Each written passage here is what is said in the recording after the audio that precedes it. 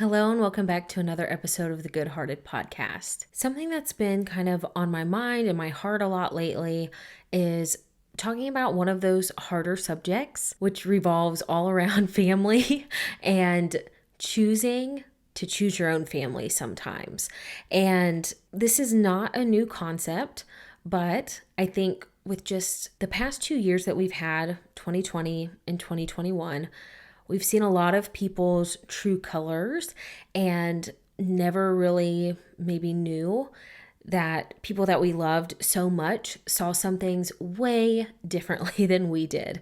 And so this episode is not going to be about writing people off and cutting connections with people, but instead bringing in new people into your family and how exactly to do that. In other episodes, I've definitely talked about toxic relationships and how to make boundaries to protect yourselves in those kinds of relationships, how to distance yourself from people, and all of those things can apply to family members. And I think at the end of the day, you have the power to pick your own family. And I know a lot of people in the queer community have done this for years when they feel like they came out and they weren't accepted by their own family.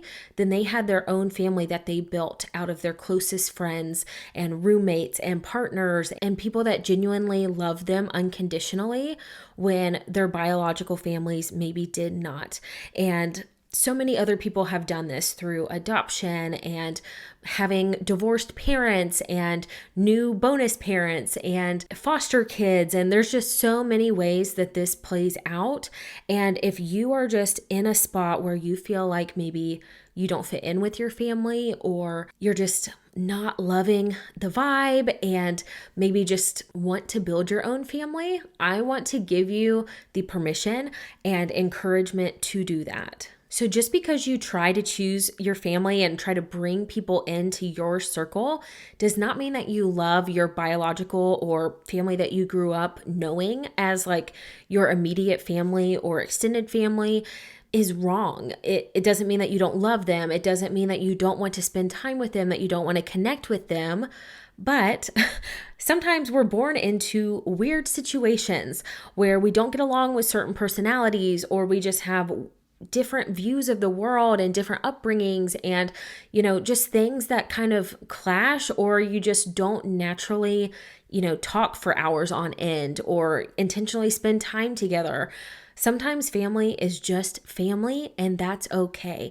It's okay if you don't feel extremely close to your fifth cousin. I am very blessed and happy that my mom's extended family gets together for every major holiday. Now, of course, with the pandemic, we have not been doing that, but for all of the other years of my life, I knew that on Easter and Christmas Eve and Thanksgiving Day, I would be seeing my family. And even though we didn't spend a ton of time together, like one-on-one with some of my cousins and things, I still knew that we could go to those gatherings and have great conversations and see each other, and we'd be happy to see each other, and we would all give hugs as we left, and we'd eat good food. And it was something that Dylan and I always looked forward to going to.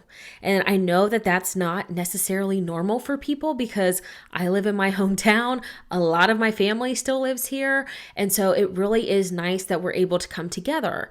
But like Dylan, he has cousins and even his sister all across the country. And so it's not really common for us to see them on a regular basis. And that's okay too. So there's just so many different family dynamics and situations, and I'm not going to go into all of those different ones because So growing up, I always knew that I had a big family, and I had all of these aunts and uncles, and they're kids that were like my age, that were kind of like my cousins. And it wasn't until much later in my life, when I was a little bit older and could understand that these people who were my aunts and uncles were actually my parents' friends. And so then I realized some people don't have that. Like, they don't have those close friends that become aunts and uncles to their kids. They just literally have like the regular, the siblings of your parents are your aunts and uncles. I had all kinds of grandparents and just Thankfully, I had so many people that were involved in my life when I was growing up. And that was something that I always wanted to carry on as an adult and when I had my own family. And it's kind of funny because even on like my Facebook page, way back in the day, some of my best friends I made like my sisters on Facebook, even though we're obviously not actually sisters. But that's how I felt. Those are the relationships that I crave and that really fill me up. Those ride or die kind of friendships that we don't have to communicate all the time, but we're really there for each other when we need each other, or when we finally get to spend time together. There's not a moment of silence. Nothing is awkward. We're both just trying to like talk as much as possible to catch the other one up, because it is hard when you get to be an adult and you get busy and you just have all of these other things that you're trying to do. It's hard to keep up a genuine friendship, but those kinds of people in your life are the ones that also want that connection, and they understand that you're busy and you understand that they're busy. And it's such a good and healthy kind of friendship to have. And so thankfully I am close with my sisters, like my actual sisters as well. But I'm always open to adding more people to, our family.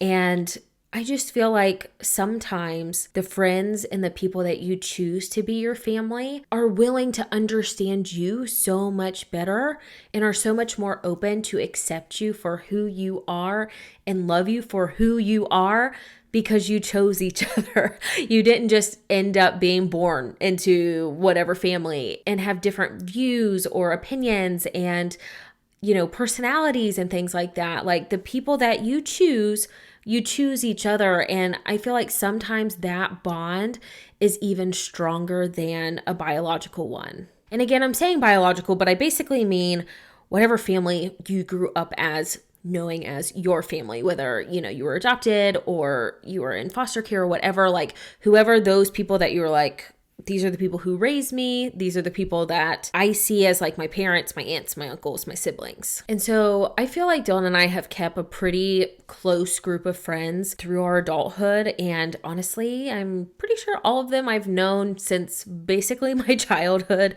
maybe a couple a little bit later in high school. But these are the people that have showed up for us when we needed them, without us even asking, who have brought us food or kept Harper for us or just texted us, thought about us, bought us birthday gifts, like things that just I never would have expected them to do, and they did for us. And there's not a doubt in my mind that if we ever asked them for help, they would be there to help us no matter what we needed. And we would reciprocate that. And I would do that for my actual sisters also. But again, I just feel like there's something different when there's not that obligation, there's not that expectation. It's just being a really good friend, being a good person. And again, just choosing to be there to step up when you really don't need to or have to, because they probably have family, like actual family that is taking care of them. But sometimes it's hard to ask your actual family for things. It's hard when you are so close with your family for them to always see what you need and to read between the lines. And I know for me, sometimes I do have a little bit of a filter on when I'm around my immediate family. There's certain things that I don't say or do because it would be disrespectful to them. And just when you're with those friends that are basically your brothers and sisters, and you can just be whatever wild and crazy version of yourself, or reserved, introverted, and laid back, and they know exactly what to expect from you, and they're excited to see that side of you, the real side. And it's so relieving also to not have to worry about those sorts of things. And so I'm basically saying all of this to say, I feel like a lot of us, because of COVID and politics and just everything that is going on in the world right now, it's created a lot of tension between us and our family members, and maybe even some of those chosen family members that we have. But that doesn't mean we can't really nurture the relationships that are going to feed us and help us function better and help our mental health, and just back away from the ones that are not doing that great of a job right now. And maybe you just need some space from those particular people to be able to come back and to love them fully and to, understand their side of things and just be able to have a good time together again. Like, I feel like there was a lot of hurt that happened in the last couple years, and we're all trying to heal. We're all trying to learn new things. We're all trying to accept this new reality and see how things fit into our lives from here. And so being able to choose our own family was a concept I really wanted to instill into our family. And for Dylan and I, it's definitely a priority for us to be teaching Harper that, so that if she ever feels like she does not fit into our family, or she's not getting what she needs from our immediate family, she can go and try to find other people who will serve her in that way. And I also wanted her to know that although she has amazing biological aunts and uncles, she also has tons of bonus aunts and uncles that are going to do anything for her, would move mountains for her, will be there for her when she doesn't feel comfortable talking to me about something, who will pick her up or take her to the movies, or just literally be there for her, whatever she needs. They'll be at her birthday parties, and we will make just as good memories with those aunts and uncles as we do with her biological ones. And so when Harper was born, she was born right at the beginning of December, and we only got her one thing for her first Christmas, if I remember right. And I had seen Slumberkins on Shark Tank, of course, like where else would I find it? And I really loved the concept of this business. They create like lovey animals basically, and normally they come with a book, and there's all kinds of different ones that you can choose now. Back when we bought this, there weren't near as many, but we just kind of went through all of the different animals and what they represented. Some did things like shifting family dynamics, like when a new baby is coming, or one for grief and loss, one for being unique and, having courage, being brave, and just trying to tackle some of the things that your child might be feeling, or that you do want to instill in them when it comes to like self-confidence and things like that. And so we were between a couple of the animals, and then we finally decided on Hartley, which is the sloth. And I think this is like one of the first ones that they had. He's been around for a long time. But so this particular book prompts family bonding, family transitions, and acceptance. And so I really love the message of this book. And even though it's kind of silly to read a kid's book on this podcast episode, I'm going to, because I feel like they say it better than I could, because I kind of feel like I've been rambling this whole time because I can't really pinpoint what I'm trying to say. So let me read through this book. Hopefully I won't stutter too much, and at least read the parts that I feel like are related to this topic. If you're on YouTube, I'll show you the pictures. Families aren't set in stone the day we arrive. They are grown and collected in our hearts through our lives. A heart family can be people here or moved. It can be a pet or a friend, your brother or mom. It can be anyone you want. You get to choose. They make you feel safe and give love to you. As you grow up, your heart family grows too. You keep them inside. They are always with you. So there's a little bit more to the book, but those are the main things. Just, I love that it opens up saying families aren't set in stone the day we arrive. They are grown and collected in our hearts. And so I love this concept of a heart family, getting to add friends and pets and people that we meet, maybe even neighbors, teachers. Like, I am so thankful that I get to talk to one of my favorite teachers of all time, because she lives next door to my mom now. And she helped me so much when I was a kid, but she felt like family to me. She really helped me through some hard times, some difficult times when my parents were, divorced, and then my mom was getting remarried, and I was really struggling with reading, and I was really behind in school, and I was just very stressed out and being pulled multiple directions emotionally and physically by, over the weekends, going all the way down to Kentucky and back home in just a couple days. Like, it was a lot going on, and she took so much time to work with me, and I have appreciated that so much. And she showed me so much love by just being patient with me and working with me. And so I also had a miscarriage before I got pregnant with Harper, and I hadn't told many people I was even pregnant because I was worried about jinxing it. I am a very superstitious person. I can be pretty pessimistic, to be honest, and I just didn't have high hopes for this pregnancy. And I had just told one of my best friends that I was pregnant, and literally a couple days later, I had my miscarriage.